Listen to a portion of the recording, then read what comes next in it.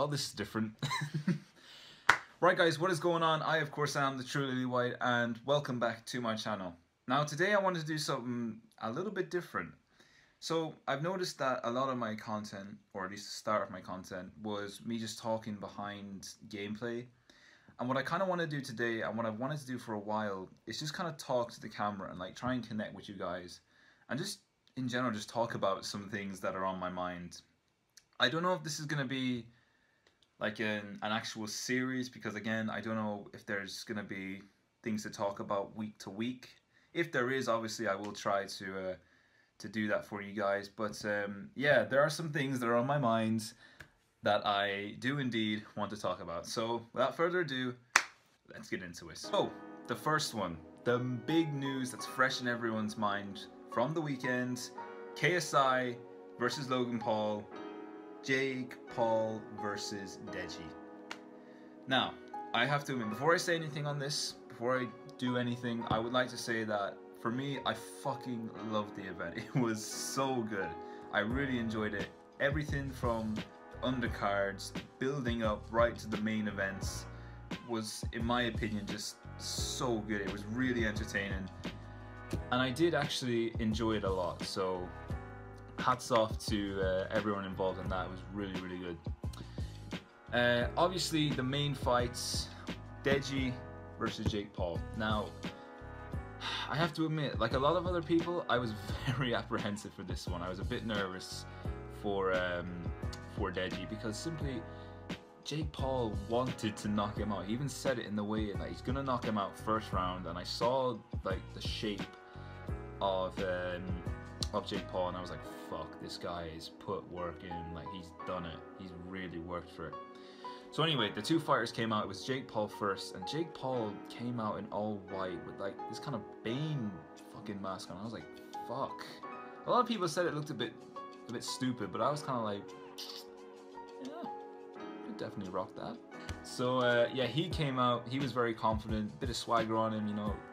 He was just personification of confidence, I think. And then Deji came out, and Deji wore this kind of bandana mask with a hat on. You know, it's kind of similar to what he wore at the weigh-in. And again, at the time, I thought he looked a little nervous, because he was just staring straight on. He wasn't really showing emotion at this point. And like I said, at the time, I thought it was nerves, but judging by the fight and the result, I think it was just that he was just calm and he was just ready for it.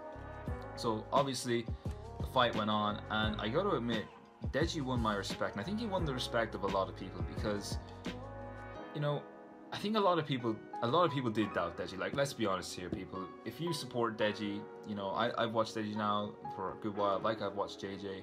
I was obviously going to support him, but I did doubt him. I thought that, you know, he wasn't ready, and there was a lot of controversy, you know, about Vidal, the boxing trainers, the sidemen, which I'm not going to get into because that's very personal beef.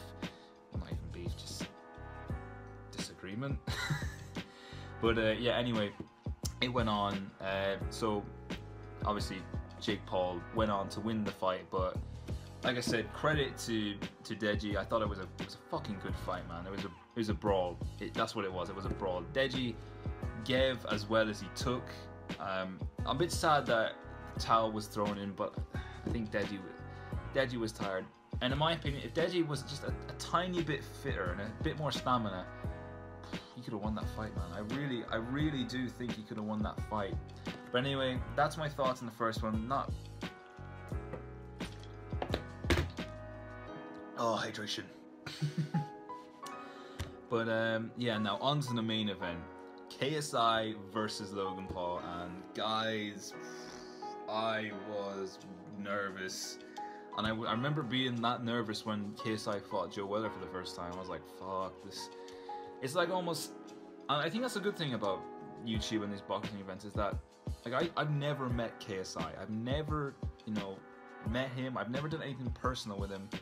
Like, talked to him face to face. You know, I haven't even replied to any of his Twitters or anything like that. But the fact that I'm, I suppose, nervous for him, and I have that kind of connection, and I don't want to see him get hurt. I think that's a great thing about YouTube, man. You know, you don't even know a person, and I suppose you can kind of still care about them, if that makes sense. I just think that's a really good thing about YouTube. But yeah, anyway, Logan came out again, very confident, kind of similar to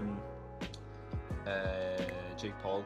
He had the mask on as well. Now, I don't know if that was just an intimidation tactic or was actually something that his trainer told him to wear with, like, help with breathing or something. I don't know. I've seen kind of athletes use those kind of masks before. Not really similar, but you know. And then KSI came out, and boy, oh boy, he came out wearing a black skull mask, and I had to admit, I was like, fuck, this guy looks proper menacing. Like, he looks like he wants to hurt, like, Logan. It was really good. It was a really good scare tactic. But yeah, anyway, this was the one that I thought someone's gonna get hurt. Someone is gonna get knocked down. And I have to admit, credit to Logan Paul, because I wasn't sure how it was going to go. I was very on the fence. I thought, you know, I was thinking at times, you know, oh, Logan's got the reach on KSI, but then again, JJ's got the experience of boxing. He's been in the ring before. And Logan came out, and I honestly thought after the first 2 rounds, it could be a 3rd round knockout, or it could be thrown in after the 3rd round. He held nothing back though. He went for KSI. And I don't mean what I'm about to say in a way that he didn't prepare for it or he was being too cocky, but I feel like it took JJ by surprise a little bit how quick Logan came out. But after the 3rd round, something I did notice was that it was like every time there was a break, Logan was on his knees. He was bent down, or he was leaning on the ropes. Like, he was out of breath. He was trying to get his breath back, his energy back. And that for me told me that, you know, Logan's tired.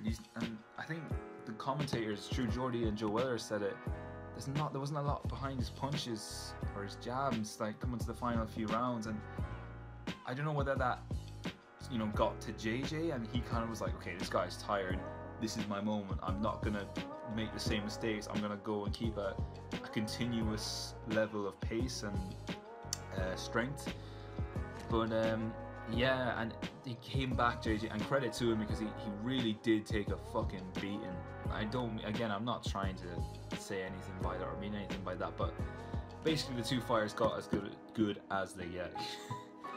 But yeah, so it went on, and towards the end, I really didn't know. I couldn't call it. Personally, I thought at the time, because JJ finished really, really strong, and that it looked like in the final round, Logan was literally just trying to clinch and to grab, just to either catch his breath or not fall over, or, you know, just to break up the momentum. But, you know, I think if that fight was another 10-15 seconds longer, we could have seen a knockdown, or at least Logan take a knee or something like that, because I didn't think he was very stable. But yeah, I think the result is what a lot of people are talking about. The result for that fight ended in, I think it was a majority draw is the term. And like a lot of people, I was kind of like, what the fuck does that mean? And basically what it meant was KSI was still the winner, and Logan, I don't want to say Logan was the loser, because with all due respect, he put up a fucking fight. Like, he went ham. He didn't do everything he was going to do, that he said he was going to do, but he fought, and he took it, and he gave it, like KSI, and I just thought it was a good fight. But yeah, it went on, and I woke up the next day on Twitter, and this is where, in my opinion, things got very interesting. A lot of people said the fight was rigged. Now, personally, in my opinion, I don't think it was rigged.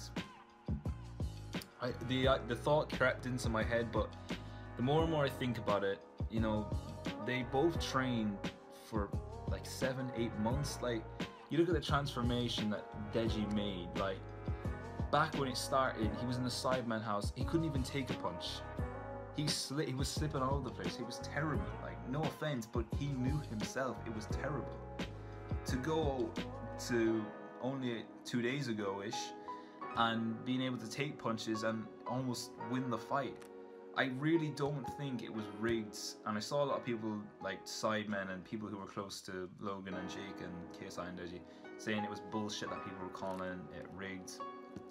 But I suppose, you know, you can see why people were saying it was rigged. They obviously made a huge fucking amount of money from this fight, and I suppose, you know, if they were told, well, just do it again and you'll get the same amount, like it's a no-brainer, I suppose, if it was rigged. But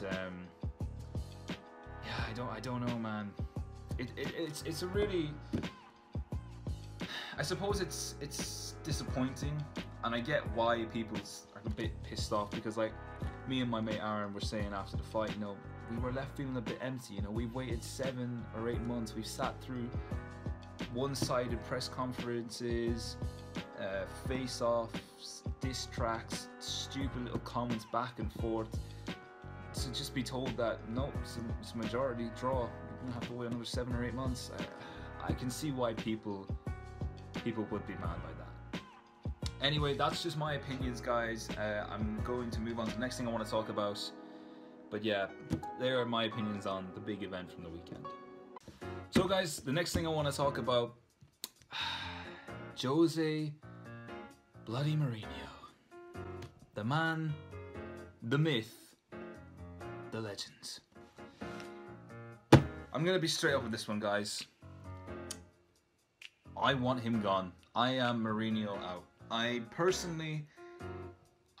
just sick of him.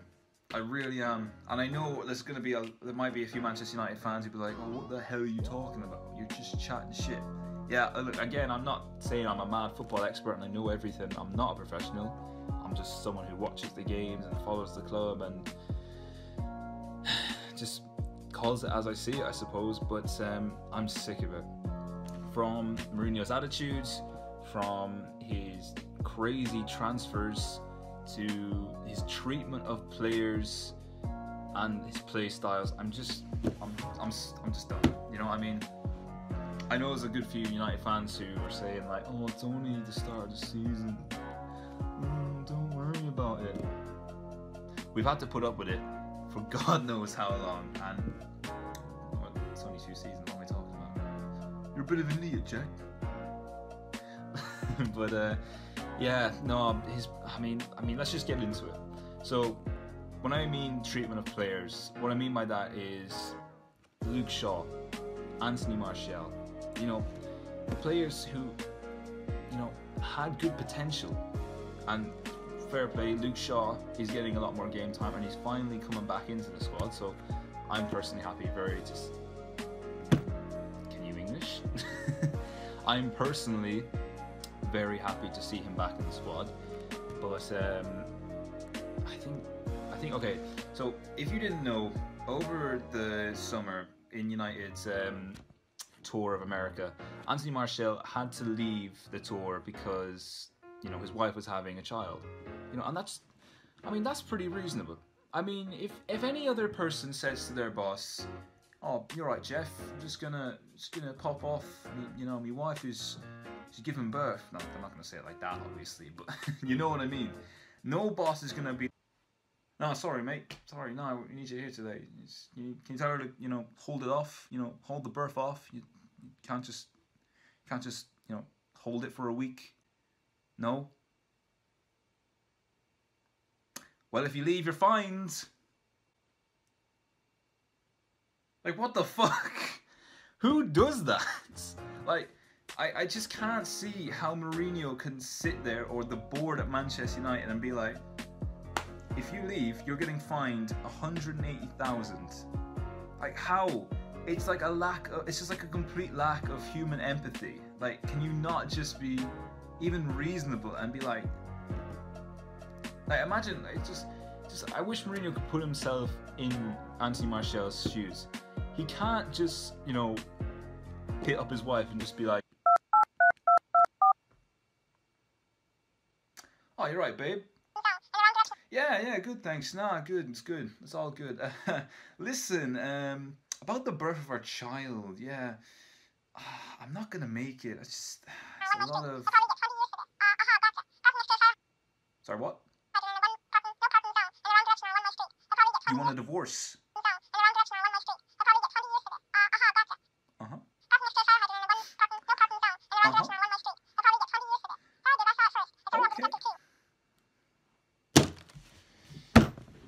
Mourinho! Do you know what I mean? Like, you can't have it like that. And I don't know. I feel bad for Anthony Martial.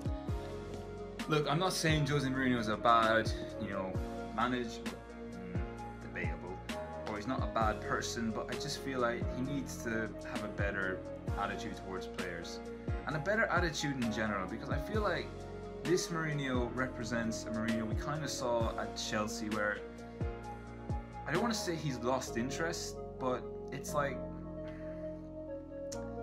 I don't know, it's really difficult. Jose Mourinho is such a hard person, I suppose, to read, but yeah, I just don't think it's good. In regards to play style, I thought it was appalling last season.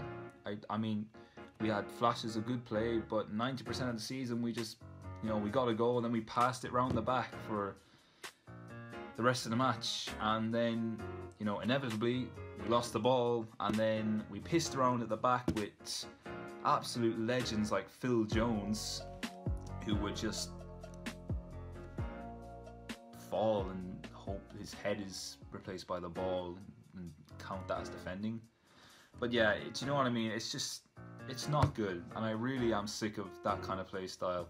And as well, this stupid idea of just lobbing the ball up to someone like Lukaku or Fellaini and hoping that they either get a flick on and someone gets in behind, or it's just a cross into the box and just hope that they get their head in it. As well as it works, it's not the football that Manchester United fans want to see. The football that Manchester United fans want to see, we just got to look back to the classic, like back when we had Ronaldo, Tevez, Rooney, Ryan Giggs, all these amazing players, and we could just ping it round, but like not pass it round the back. We could actually move the ball forward but keep possession and still have an end result of a goal. And that is, I think, what's missing at Manchester United. I suppose that I don't know. I suppose I don't want to say it's a lack of a killer or winner instinct, but I mean, to say that it's been successful for Jose Mourinho because we've won the Europa League and we've won a domestic cup or two, that's not successful. That's not where Manchester United fans want to be, and it's not. If I could choose a manager to replace Jose Mourinho, I would say Zinedine Zidane. The reason I would say Zinedine Zidane is because I feel like he would definitely help nurture some of the younger players. Like, we have such a good youth squad as well as players coming into the senior squad. Like, you look at Sean, he was on fire back when he was in the youth squad. I remember seeing clips and he was unbelievable. Anthony Martial, Andre Gomez, some young defenders like Bournemouth Jackson. I don't know if he's still at the club. Haven't heard much of him since. But do you know what I mean? I just want to see players developed instead of just buying in like players like Alexis Sanchez who are 30 years old and just coming to the end of their season. We're after paying massive amounts of money for a player who's only got 2 seasons. Whereas the alternative could be, nurture someone like Anthony Martial, who is basically can do the same things Alexis Sanchez can do, if not better, but he's exceptionally younger and he's got way more football in him. But for some reason, we're just not nurturing that, and I think that is a big problem at Manchester United. We're not focusing enough on developing, players like Anthony Martial or Rashford or Pogba. Well, we don't even need to develop Pogba, we just need to fucking get him playing good football. It's plain and simple. So the final thing I want to talk about is not really anything controversial, it's nothing major, it's just, I suppose, a little side note I want to put into the video. Basically, I want this to be kind of my plan for YouTube and going forward for the rest of the year. So if you guys didn't know, I just finished secondary school or middle school or whatever it's called in your part of the world, and I'm going on to do a 2-year course in an institute. So obviously that's a big thing, and it's probably going to take a good bit of my time, because I do want to focus on this course, because it's a course I've wanted to do for a while now, and I'm honestly very happy that I've got it. But at the same time, I do want to continue with YouTube. I do want to try and improve myself on this platform, and I do want to make good quality videos for you guys. And that again is very difficult when you're a broadcast student like myself, and you have to, you know, wade through so much annoying stuff like poor editing software, or like you have to really go through the motions as a YouTuber, but I should say a new YouTuber. Yeah, that's why I have respect for anyone who can stick at it. Oh my god, I can't speak today, boys. That's why I have a lot of respect for, you know, likes of Aaron. You know, like he had a lot of issues. Like he wanted to do football videos at the start, and obviously it was very dependent on the weather. So his upload schedule was, I suppose, a bit very weather dependent. So it didn't help for him. But you know, he stuck at it, and he's worked hard. And to see him develop on this platform as well, it's you know, it's a good motivation for myself and I suppose other YouTubers out there. But yeah, I do want to continue doing videos on this channel. Like I said, I want to do more of these talking to you guys videos and letting you hear my opinions and kind of try and connect on a personal level. I also want to do some more gaming videos as well, because I really enjoy making those. They're a good bit of fun, and I plan to do some more in real life videos, like football with a few other the boys, and I have another idea for an in real life video, so just be on the lookout for that. But yeah, what I'm trying to say, guys, is if I'm not around for a month, I'm not giving up on YouTube. It's just that I have to focus on my college course, and I have to focus on my future. But I promise you, I will try my absolute best to keep uploading and to keep on a schedule. I know my schedule has been dog shit, but yeah, I promise I will try my absolute hardest to keep making content and try and improve my content and keep entertaining you guys. But yeah, that's anyway going to be the end of this video. I hope you did enjoy. It's something a little bit different, so I can understand if people don't like it. But if you do like it, you know, please let me down below, or if you have any ideas for any new videos, please let me know down below. If you did enjoy the video, please leave a like, subscribe if you are new, and I will talk to you guys in the next video.